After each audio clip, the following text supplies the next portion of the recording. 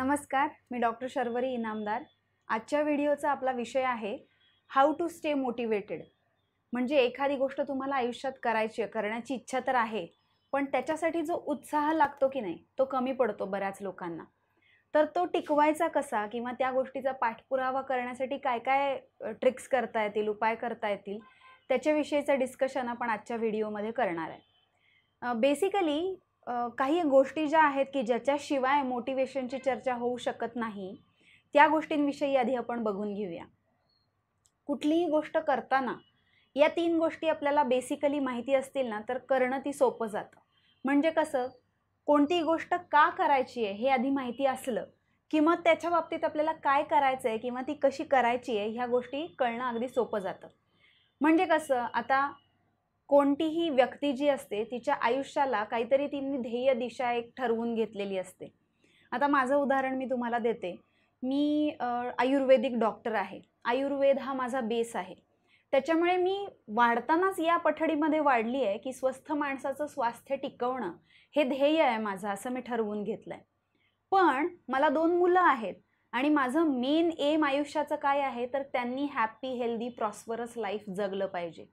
मग हे जर मला वाटणारी गोष्ट आहे तर ती मी अचीव करण्यासाठी काय मला हवंय, मला काय हवंय तर माझ्या मुलांसाठी चांगलं आयुष्य हवंय। मग त्याच्यासाठी मी काय करू शकते तर त्यांना तो मार्ग दाखवू शकते की त्यांनी काय केलं म्हणजे ते चांगलं आयुष्य जगू शकतात। मग ते मी कशा पद्धतीने दाखवू शकते तर मी काही सेट पाथ करू शकते की ज्याच्यावर मी स्वतः चालीन आणि माझ्या फुटस्टेप्स ते फॉलो करतील। म्हणजे कसं, मुलांना तुम्ही जर समोर घेऊन छडी बसून शिकवायला गेलात तर ते त्याच्याकडे कधीच लक्ष देणार नाहीत, ते नेहमी त्यांच्या आईवडिलांना फॉलो करतात। मग कुठलीही गोष्ट करताना मी काय विचार करते की ही गोष्ट केल्यानंतर जर माझ्या स्वतःमध्ये प्रगती होणार आहे तर ती माझी मुलं बघणार आहेत आणि ते ठरवणार आहेत की आपण आयुष्यामध्ये कसं वागायचं आहे ते बघून। त्याच्यामुळे माझी कृती प्रत्येक वेळेला, अगदी प्रत्येक वेळेला नाही पण बऱ्याच वेळेला, ते जे माझं ध्येय आहे त्याच्याशी सुसंगत जाणारी अशी असते। मग आयुष्यामध्ये कोणाकोणाची ध्येय कोणत्या कोणत्या पद्धतीने असू शकतात तर मी नेहमी सांगताना तुम्हाला सगळ्यांना म्हटलेलीच आहे की धर्म, अर्थ, काम आणि मोक्ष हे 4 अवश्य प्राप्त करण्याच्या माणूस म्हणून जन्माला आल्यानंतर गोष्टी आहेत।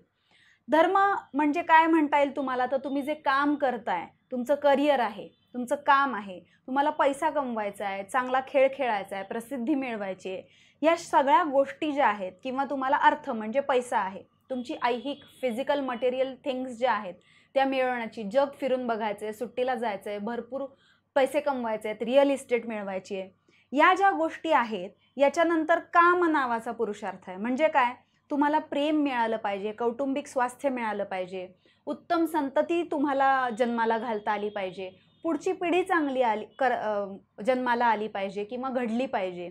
त्याच्यानंतर मोक्ष प्राप्ती जी आहे त्याच्यासाठीचे स्पिरिच्युअल गोल्स काही असतात, त्याच्यासाठीचा योगमार्ग असतो तो पण अवलंबता येतो। या सगळ्या गोष्टींविषयी आपण आधी बोललोय, पण ह्या सगळ्या गोष्टींच्या बेसिक मुळाशी जे आहे ते आरोग्य आहे। आरोग्य असल्याशिवाय तुम्हाला या कुठल्याही गोष्टी मिळवता येणं शक्य नाहीये।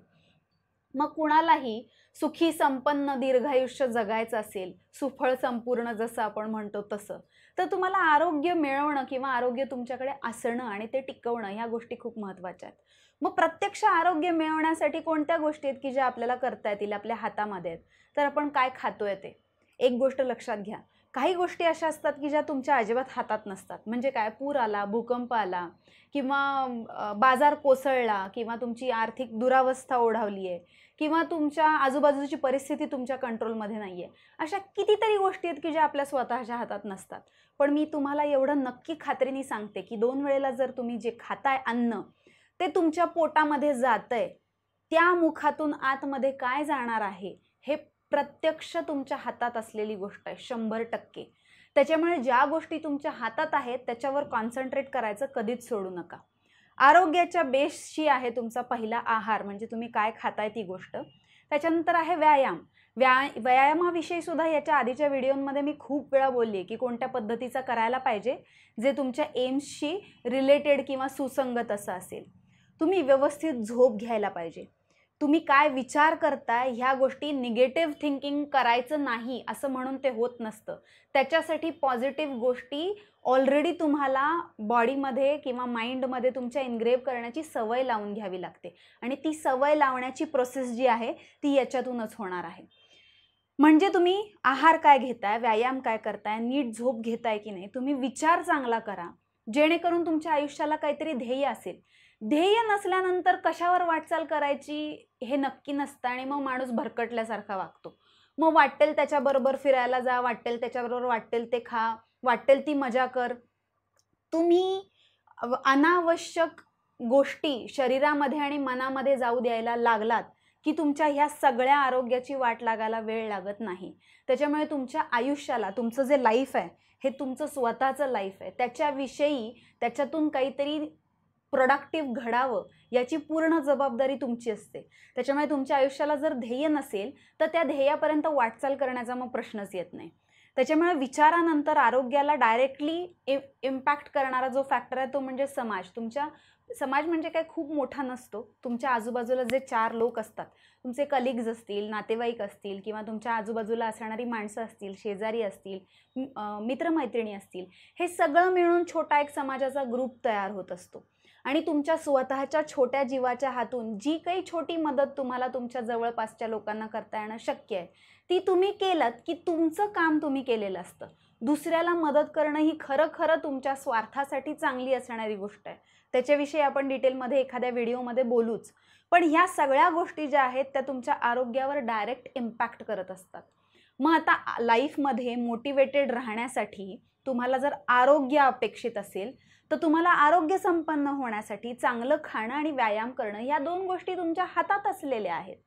त्याच्यामुळे त्या करताना तुम्ही नेहमी लक्षात घ्या की ज्या आपल्या हातातल्या गोष्टी आहेत त्या आपल्याला इन्स्पायर करत असतात. त्याच्यासाठी तुम्हाला एक्सटर्नल मोटिवेशनची गरज लागत नाही. मग कसं तर काही दिवस तुमच्या आयुष्यातले खूप चांगले असतात, तुम्हाला खूप उत्साही वाटतं आणि कधी कधी तुम्हाला काहीच करू नये असं वाटतं. हे जे अप्स अँड डाऊन्स असतात ह्यात तुम्हाला तुमची डिसिप्लिन खूप मदत करते. एखादी गोष्ट करण्यासाठी मला आवडतीये नाही आवडतीये हे बघताना हिताहितम सुखम दुःखम असं आयुर्वेदात सांगितलंय. म्हणजे जे हितकर आहे आणि सुखकर आहे ती गोष्ट तुम्ही नक्की केली पाहिजे, ती शोधली पाहिजे. मला काय आवडतंय हा प्रश्न नंतर येतो, आधी माझ्यासाठी काय हितकर आहे किंवा काय चांगलं आहे हे माणसाला कळलं पाहिजे. ती चांगली गोष्ट करण्याची सवय एकदा अंगी बाणवली, तुम्हाला शिस्त लागली, डिसिप्लिन लागली की मग तुम्हाला एक्सटर्नल मोटिवेशनची गरज पडत नाही. मग याच्यासाठी काय करता येईल तर तुमच्या आजूबाजूला जे कोणी लोक असतात, surround yourself with people, ideas, books, thoughts, videos, audios, जे काही शक्य आहे तुम्हाला तुमच्या गोल्सच्या जवळपास जाणारं त्या लोकांच्याकडे तुम्ही बघा, त्यांची चरित्र वाचा. पुस्तकं वाचायला आवडत नसतील तर व्हिडिओज बघा, ऑडिओज ऐका आणि अशा काही गोष्टींनी स्वतःला सराउंड करून घ्या की जे तुम्हाला तुमच्या ध्येयाकडे वाटचाल करायला सोपं जाईल तुम्हाला, किंवा तुमचे जे डाऊन डेज असतात त्याच्यामध्ये तुम्हाला मदत होईल त्या गोष्टीकडे बघण्याची, त्याचा विचार करण्याची.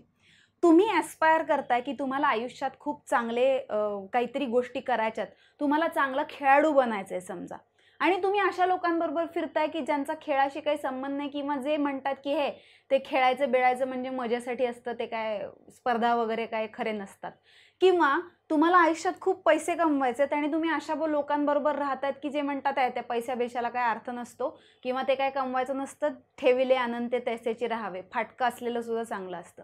तर ह्या कॉन्ट्रास्ट गोष्टी ज्या आहेत, किंवा तुम्हाला चांगलं अन्न खायचं आहे आणि रोज पिझ्झा बर्गर खाणारा, पाणीपुरी खाणारा जो मित्र आहे त्याच्याबरोबर तुम्ही सतत राहताय, तर तुम्ही तुमच्या स्वतःसाठीच अडथळा किंवा खड्डा खणून ठेवल्यासारखी परिस्थिती होते.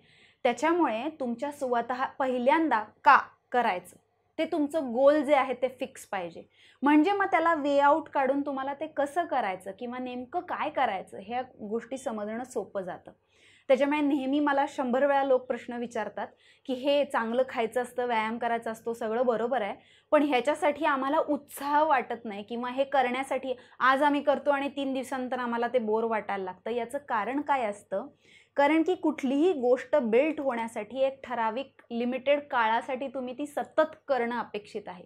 त्या सुरुवातीच्या काळामध्ये तुम्ही स्वतःला त्या ट्रॅकवर ठेवण्यासाठी स्वतःची, मित्रमैत्रिणींची मदत घेतलीत की तुम्हाला त्या गोष्टीवर नंतर पुढे वाटचाल करणं सोपं जातं. तो सुरुवातीचा इनिशियल पिरियड असतो की नाही, त्यात तुम्हाला या छोट्या छोट्या प्रॅक्टिकल ट्रिक्स ज्या आहेत या वापरणं एकदम सोपं जातं. त्याच्यामुळे मोटिवेटेड राहण्यासाठी, तुम्हाला आतून इन्स्पिरेशन येण्यासाठी पहिल्यांदा तुम्हाला आयुष्यात काय करायचं आहे हे ठरवायला पाहिजे आणि ते का करायचं आहे हे तुम्हाला क्लिअर असलं पाहिजे. म्हणजे तुम्हाला कोणीही दुसऱ्यांनी मोटिवेट करण्याची आवश्यकता पडणार नाही. त्याच्यामुळे आयुष्यामध्ये काहीतरी करण्याचं ध्येय ठरवा आणि स्वतःच ते ध्येय परस्यू करताना स्वतःचेच बेटर व्हर्जन व्हा. थँक्यू.